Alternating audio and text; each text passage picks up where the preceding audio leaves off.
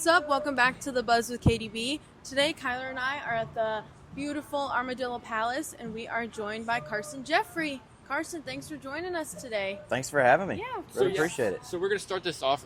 So if y'all don't know who Carson is, Carson's been tearing it up on the Texas scene, been killing it around here and further around from Texas, not specifically just Texas. But he's a what do you call yourself on the ranch? A ranch hand, a cowboy? What do you call yourself? Shoot, I don't even know. Fairweather cowboy. That's Fairweather cowboy. There you go. There you go. So he's you still do that Monday through Friday? Yeah, no. Here the past couple of months, I hadn't been roping much of the house. We just been so busy. My wife is a wedding planner. Okay. And so during the week, I've been helping her a bunch, and we've got the brand new baby. She's 7 months old today. So we've been so busy the past couple of months that between everything going on, I haven't had much time to rope. But normally, yes, during the week, I'm still roping quite a bit. It's been my goal. I told my wife last week, I said, I got to get back out there and get back to roping a bit. Yeah. We just, horses are just standing there eating grass. How do you balance that work and then coming out and playing shows live? How do you balance that out? Like, is it a difficult thing to do? Sometimes, yeah. Like right now, like I said, we've been so busy. My wife's got so many weddings that during the week, usually Monday or Tuesday, flowers arrive because she's a florist too. Flowers arrive, we process flowers, babysitting, helping her with everything. That's pretty much my full-time job during the week. So, and then try and find time to rope in the evenings. And then Thursday morning, usually Friday morning, we're headed back out on the road. So this is your escape, huh? I don't know. No, this is more work than anything. This is some work. People don't think it's a lot of work, but golly, between the driving and everything else, I tell everybody I'm just a professional driver. So you were talking about your daughter. So now being a new dad within the last year, how has that changed, like, how you look out for your future and, like, what's your writing even and like, what's your dad now? Like, it's changed you as a person. How does that affect you? Definitely got to be more deliberate about where we're playing right now, I think. And in the future too. I just don't want to take every single show that gets thrown at me, just try to be there.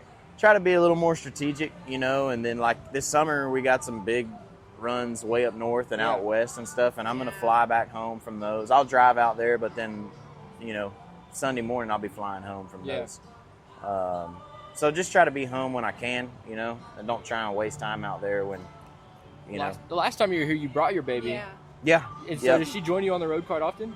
She's made it out to quite a few shows. I'd say probably, 4 or 5 shows here lately. But no, tonight she's at a wedding. So. Oh, I got you. Of course. She's working too. Yeah. So we're going to go. You have any questions? Well, have you noticed, have you been doing a lot of songwriting with becoming a dad, like writing about her at all? I have not written a song until 2 nights ago.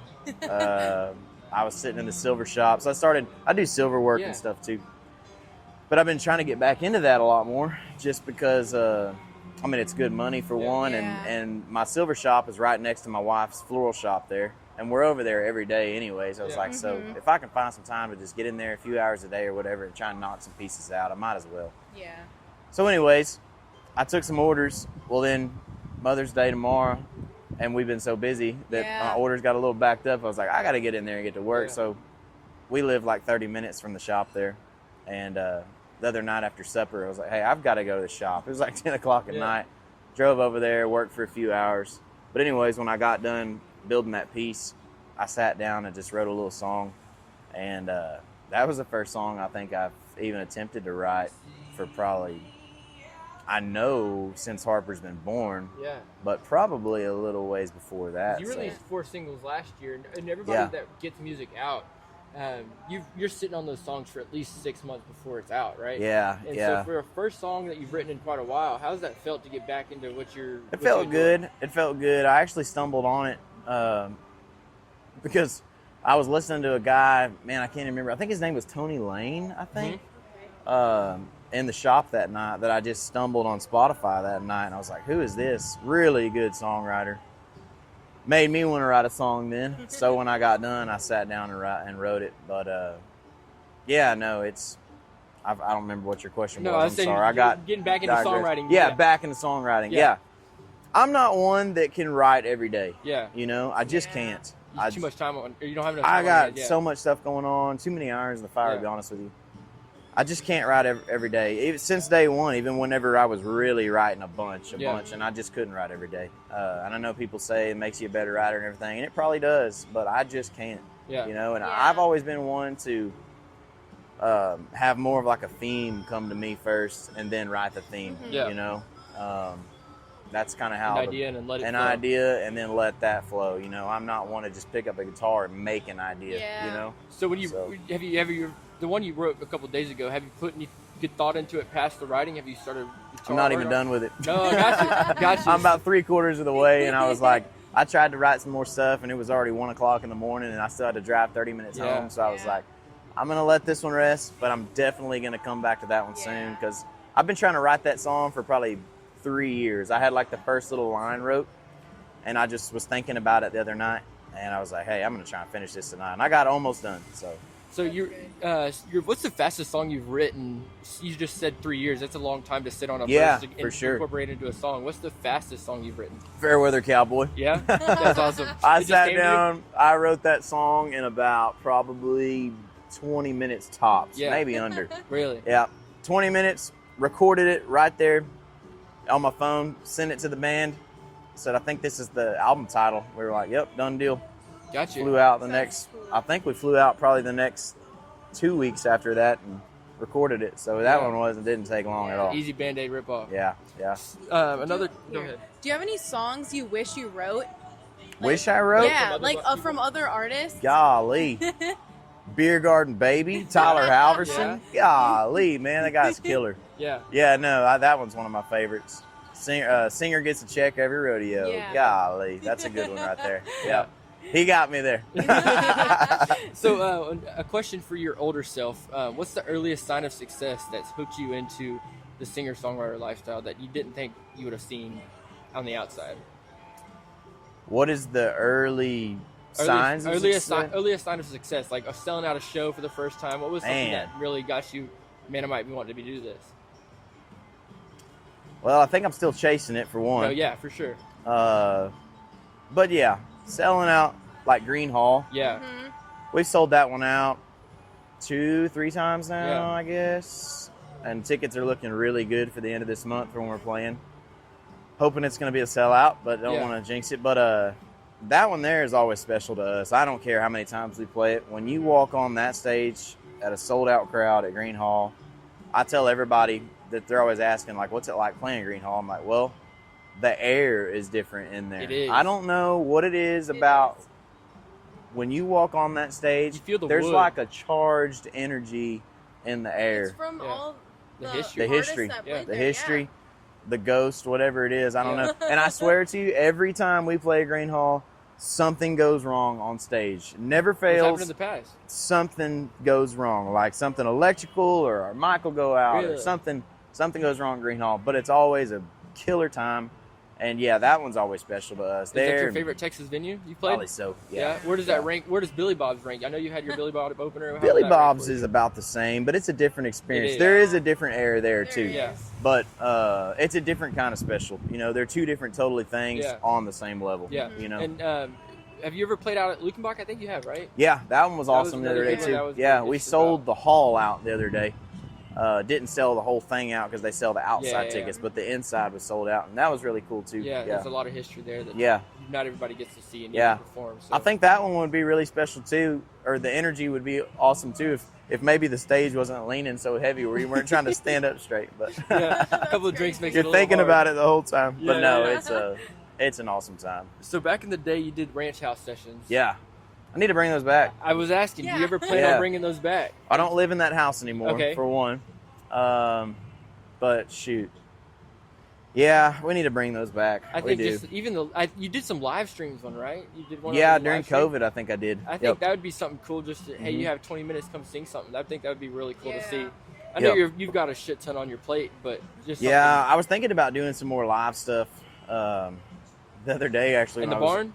Well, I was thinking like in the silver shop. If I'm just sitting there working on silver or something, I should be just live streaming that. Yeah. You know?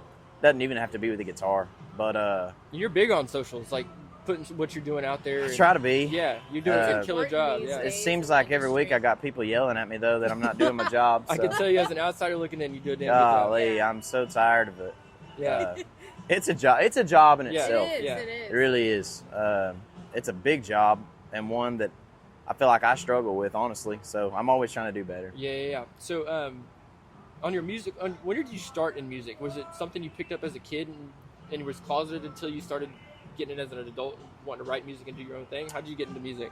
Yeah, started playing the drums Okay. whenever I was really little. Not that little. I've seen some drummer skills on Instagram. There was a video yeah, of a band. a while back. Yeah. Yeah. I was probably, probably 10 or 12 or something. And Yeah. my Every uncle. kid wants to play the drums. Yeah, well, my uncle was a drummer, still is, but he drummed in a bunch of bands around Texas, and so he still always had his setup there in his little music room that he had, and I'd go over there and play the drums for a while. And then he gave me a drum set, kept playing for a while, and then I just got into playing guitar and kind of stepped away from the drums, and just started playing. Yeah.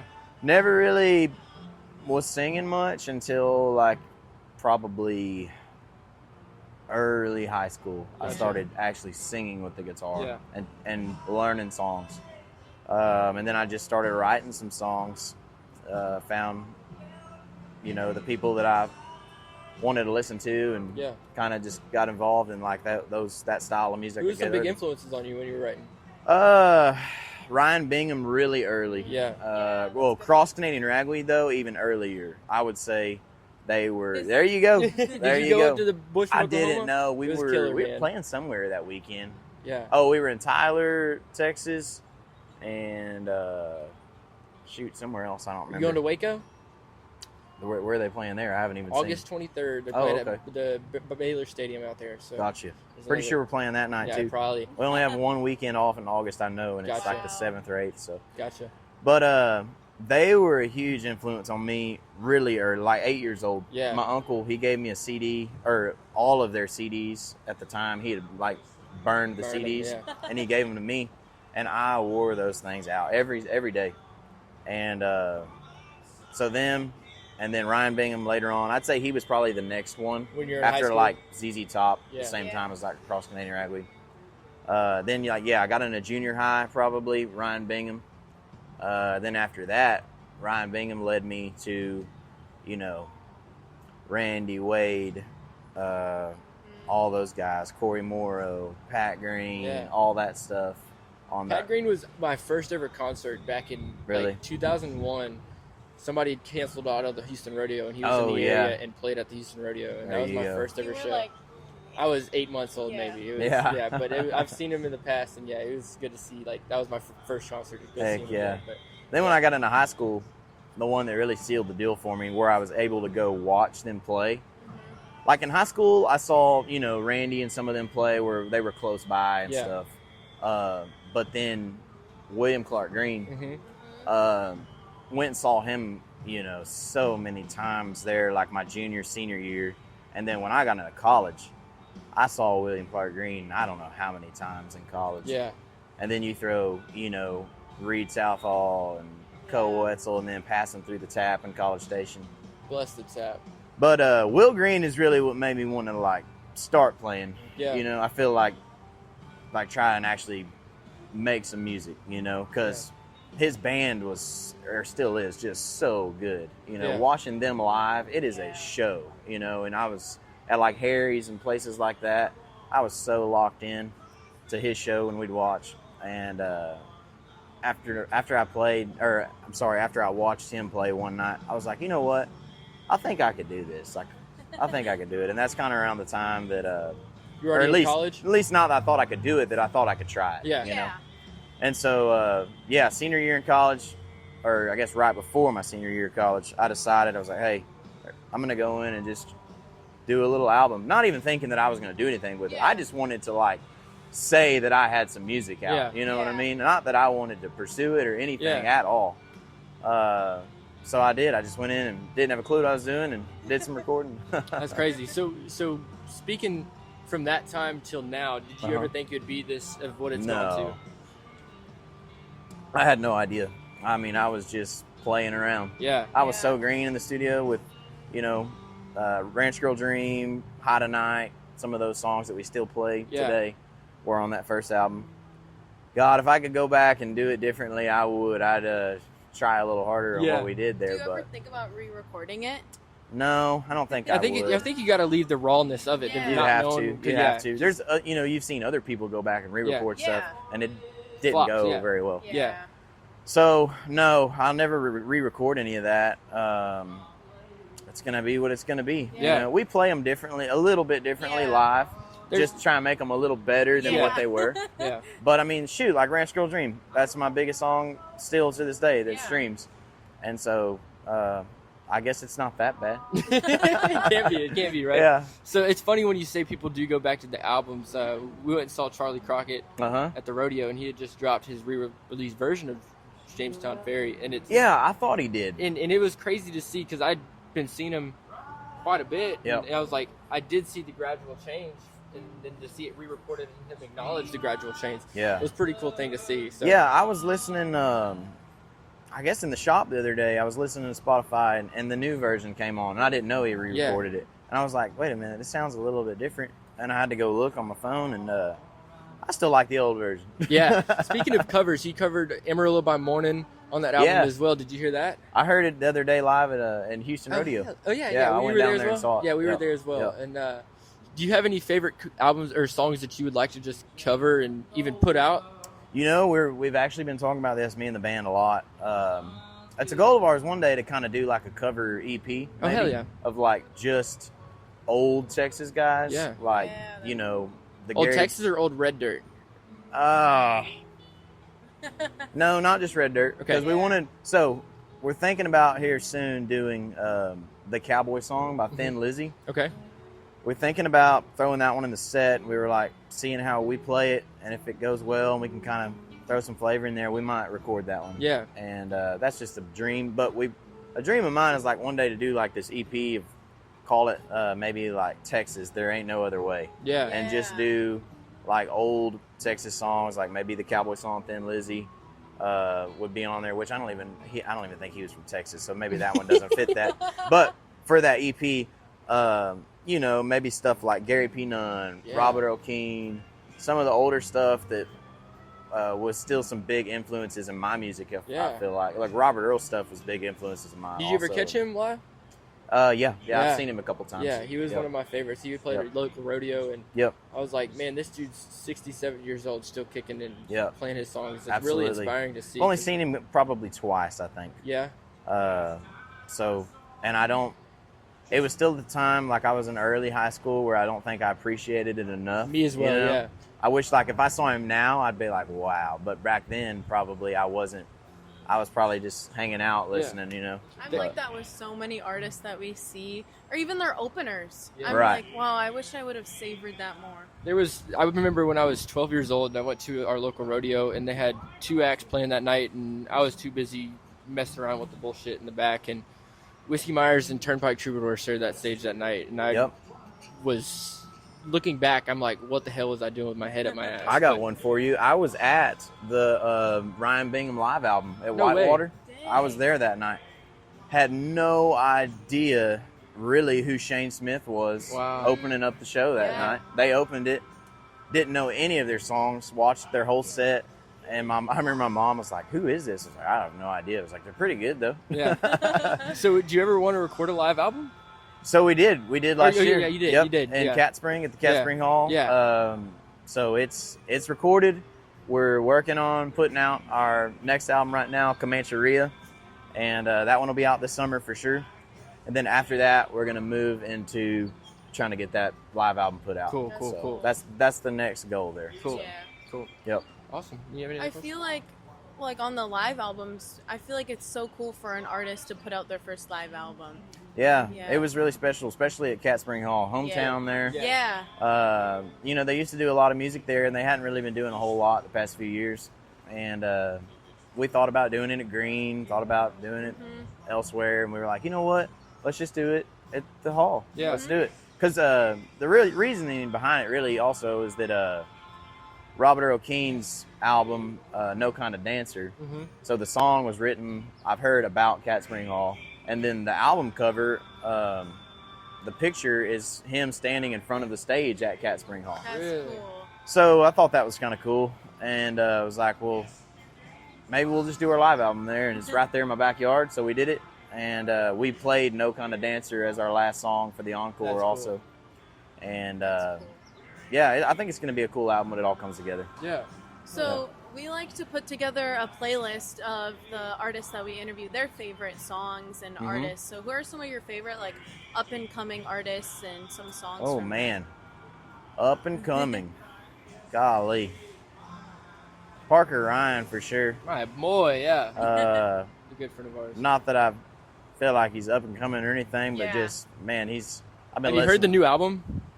I don't think so, no. I'll share some stuff with you. we He have Cool, some. man. we saw him in January at the Tap, and he handed me a CD, and he said, "Just listen to this on the way home." And Heck yeah. I listened to it on the way home. It was 8 of the 10 tracks, Perfect. and I'm telling you, It's good. it's good. coming, but it's phenomenal, man. Good. It's cool. Yeah, no, he's a good friend of ours. Yeah. Y'all had y'all's babies around the same time Yeah. too. They're gonna grow up together. Yep. So yeah. She's a few months older, but yeah, my wife, we went to Costco together the other day. Yeah. Me and Parker and Kennedy and Carly, and did our shopping up in College Station. And yeah, they're just great people, and I love Parker's music. He's actually opening a bunch of shows for us this next couple months and stuff. But yeah, he's one there for sure. Man, as far as up and comers, I'll be honest, I've been slacking a little bit lately. There's so many. So there's it's a cool. lot. There's so many of people them. pumping Yeah. out. And I music haven't right been now. listening to a lot of music lately. Like I said, I listen to a lot of podcasts going down the road right Yeah. now. Just kind of burn out a little bit on, The road. I don't know, the road and music in general. Like Yeah.